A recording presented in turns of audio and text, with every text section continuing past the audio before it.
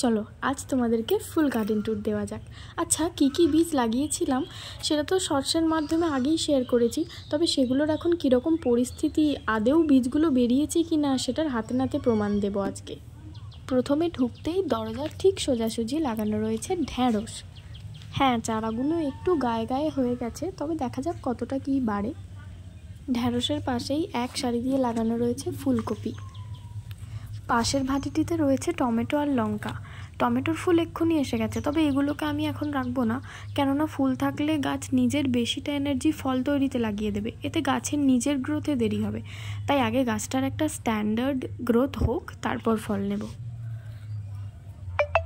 এদিকে কুমড়ো চারাগুলো বেশ ভালোই গ্রো করছে। আচ্ছা, এগুলো আবার ফুলকপি নয়, এগুলো বাঁধাকপির চারা, আর পেছন দিকে রয়েছে বেগুন চারা, তবে সাদা না কালো আমি জানি না ঠিক। নেক্সট ভাটিটিতে দেওয়া হয়েছিল মেথি, তো ভালোই দেখছি সব কিছুই জার্মিনেটেড হয়ে গেছে। এই ভাটিটিতে বাদিক ঘেঁষে এক সারিতে লাগানো রয়েছে মটরশুঁটি।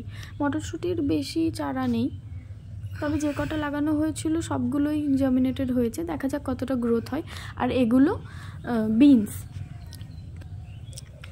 আর ওই যে এদিকে দুটো লাউ চারা লাগানো রয়েছে মাচার জন্য। আর এদিকে জুম করলে বোঝা যাবে বেশ ভালোই বেরিয়ে গেছে গাজর চারাগুলো। তার পেছনে ওদিকে রয়েছে বিটের চারা, তবে ক্যামেরায় ধরা পড়ছে না। আর এগুলো পুঁই শাক। গাজর আর বিটের পরের ভাটিটিতেই লাগানো রয়েছে পুঁই শাক। আচ্ছা, এগুলো মাচার পুঁই শাকগুলো নয়, যেগুলো ওই ঝাপড়ি ঝুপড়ি হয় না সেগুলো।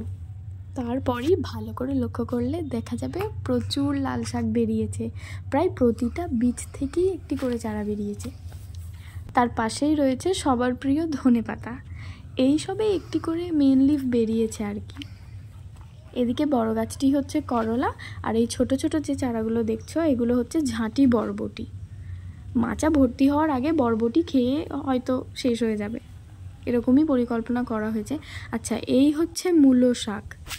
সবচেয়ে অবাক করে দেওয়া, আমি ভেবেছিলাম প্রথমে হয়তো ধনেপাতা বেরোবে, কিন্তু বাজি মেরে দিল মূলো শাক। চচ্চর দরদর বাড়ছে। তবে এদিকে পালং শাকগুলোও কিন্তু কিছু কম যায় না, প্রতিটা বীজ থেকে চারা বেরিয়েছে, এটা আমি গ্যারান্টি দিতে পারি। তবে এই প্রতিযোগিতায় ফার্স্ট প্রাইজ কিন্তু মূলো শাকই পেয়েছে।